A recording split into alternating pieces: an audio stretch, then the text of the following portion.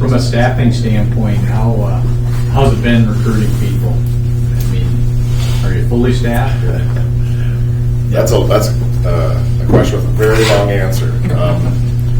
I think we're holding our own in terms of our ability to hire and retain and bring up our staffing, but we could use more people. I mean, we're probably today, I have to ask HR exactly the number in this facility, but I would say somewhere around 45 positions are open. Yeah, right around 40. Yeah, 40, Yeah. 45. So, yeah, we'd love to hire 40 more people. Most of that's on second shift. Yeah, that's the other challenge. Not many day shift positions open.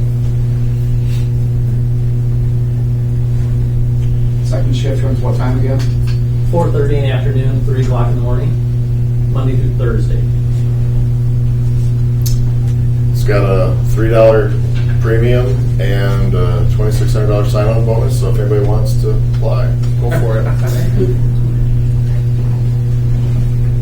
When we were walking through, I pointed out the antique robotic arms up there.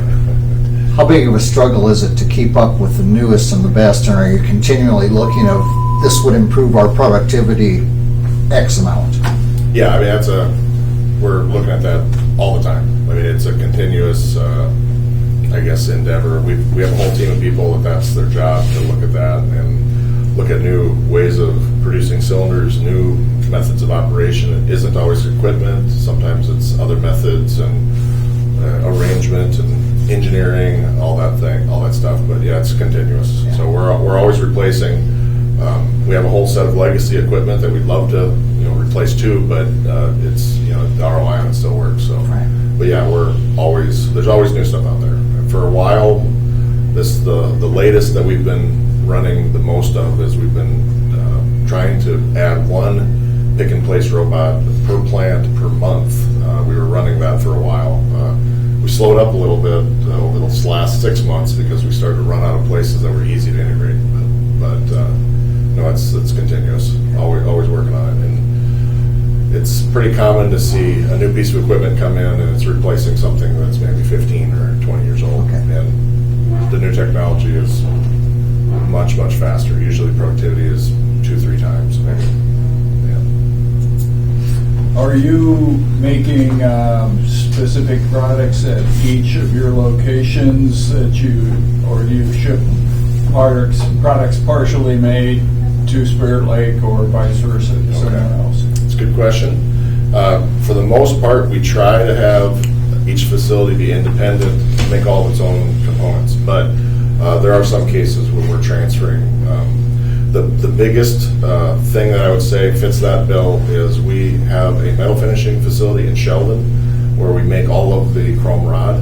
So that ships from Sheldon to all 3 facilities for metal finishing. But for the most part, we try to make all the components locally in the facility. In terms of the type of product, each plant has its own things that it makes. This facility here is mostly medium to higher volume product. Our Sheldon facility specializes in kind of very low quantity, short run type of work. And then our Bowling Green facility is kind of a hybrid of the two, but for the most part, it's also geographic. The parts we make in Ohio ship to the East Coast or Pennsylvania, Ohio, that type of region. So. But we also have a strategy for some redundancy. If one facility gets too busy, we can move parts between facilities depending on what it is. There are a handful of products that can only be made in one location. In this facility, it would be telescopics are only made here. The friction welder is only in Spirit Lake, so anything would require friction welded rod we'd need to make here. And then there's things like that in other facilities, but for the most part, 90% of our product we could make in any facility if we really needed to, so we have that redundancy. Referencing the slide of some of your customers, what is the majority of your cylinders made for a specific company, or do you have a bunch of them that go to a bunch of All of our cylinders are 100% custom, so they're made for a very specific application, specific machine. So as the life cycle of that machine goes, that's the life cycle of the cylinder. So when we design a cylinder for a customer, it's going in one place, and that cylinder would not be sold to anyone else. How do the three facilities rank in terms of production, like 1, 2, and 3? By sales output, I mean, this facility has the largest sales footprint, and that kind of goes with the higher volume product that we were talking about. Then our Sheldon facility, and then our Bowling Green facility is the smallest one. I'm going to put Larry on the spot once, but right over here. When you started the plant, what was the goal? When you started the business, yeah. Well, I started with my wife when she still works. Okay. In the finance part, and but our thing back then, we were just young people. I was 27. It was building a tool and die shop, maybe getting to most of 10 people. But that probably gave, that was quite a blessing to us, because the fact that the type of work I looked for was for like tooling dies, progressive dies, and there was not too much progressive dies in this area. So I had to introduce that, and but then what that did is made it, I got to know some really good customers, and the customers drives your growth. So they try to have you solve a problem, and so you solve it, and you have the next problem. They finally got into the problem when somebody needed a cylinder, and then the type of cylinder, the lock honing valves and things like that, and that was a driver. And then most of our growth, it comes from our customers. Having a good customer base. The reason why we're in Spirit Lake is the fact that back in 99, I think it was 98, we were getting a contract that we'd need 200 more employees. So we were going to either have to expand in Sheldon or find a place to build a plant. And but building a plant, all of a sudden you got to build the workforce also. So there was a lot of contortion that went on. We looked in South Dakota, Minnesota, and then the Northwest Iowa here in Spirit Lake, and we landed on the fact that we're going to build in Spirit Lake. And then a sizable plant, I think we built about 250,000 square feet. Yeah. This whole plant, except for the painting system. And we took a few people from Sheldon and started ground up and then build it. Naturally, over the years, technology keeps changing. And one of the advantages that we probably have is the fact that we have a tooling culture, how to build things to make things go faster. And that's what caused a lot of our growth, is the question that you're getting at. But yeah, when we started, it was a mom and pop shop, and we were going to make tooling for manufacturers. I thought the most I'd have was 10 employees, but now we're at 900. But we never thought that our 4 boys, Brian being the oldest, they're all in the company also, and they're all about 5 years apart. 3 of them are engineers and 1 got finance. 3 of them got MBAs, right? 2 of them got a master's in engineering. 1's got a computer degree also, and but that was a key thing in growth also, because those family members came in with that skill set and the knowledge that they had. They brought us to that next step that I don't have. I'm a tool maker. I didn't have an engineering background or a finance background. So that was about it. And then, as we grew, the key things about is finding good people, managers and employees. You look out there and you walk through there, and the thing that I see, all these young people that have started here that with no skill set, the skill set they have today. That's amazing if you really think about it, how they do stuff. But finding the right managers like Jeff and Kurt for finance, and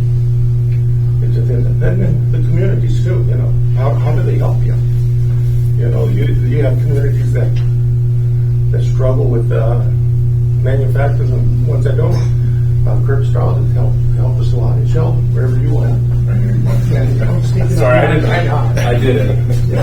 You I wanted turned the the lights on you. But yeah, long answer for a small question, but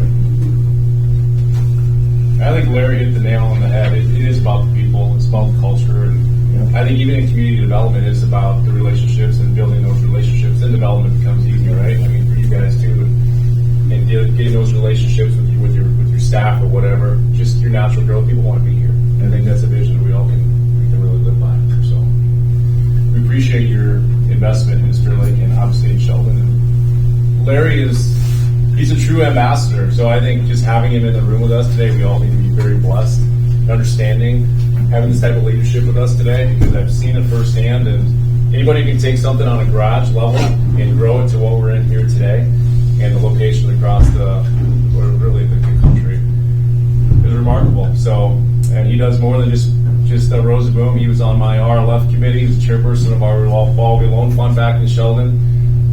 Very inspirational on a couple of pretty big community projects that we did that don't get over the hump without local support. So I think as we talk community and regional development, it truly takes the people buying into the vision, then development becomes easy. So Larry, appreciate all your support over the years too, and Brian and Justin and Vivian. So. Well, at Spirit Lake, we have come to truly appreciate your involvement in our community. It's been key to our growth, and just manufacturing is complementary to our other industries in town. So everyone has fit and found a fit that works for us, and Spirit Lake has only been a benefactor of that, as well as the other communities in the Lakes area. So we're very happy that you chose Spirit Lake for a facility. I guess I have a question for anybody that wants to answer it. Do you participate with the Spirit Lake and maybe Okoboji J-term program? We've had a few J-term students. We can come up with a plan for them. Absolutely. We partner with Iowa Lakes Community College too.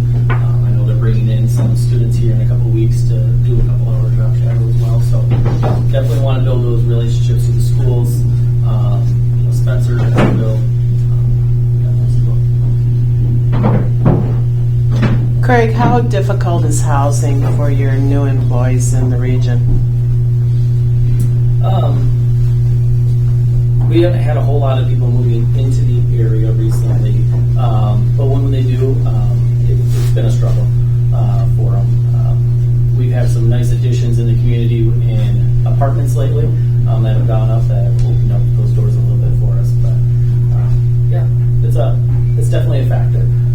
If I had to rank them, I would say daycare is probably a little bit higher for us, partly just because of the hours we're working and the need, but housing's definitely a factor.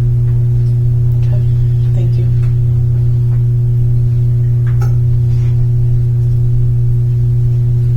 Thank you for the tour. Thank you for coming. Appreciate it. Very informative. Good. Well, if nobody else has any other questions, again, thanks everybody for coming today. We appreciate it. And Larry, Brian, and Justin, thanks for everything. And Craig, thanks to you for your team for the tours. Appreciate it. And we'll all go on from here. So thank you. Have a great day.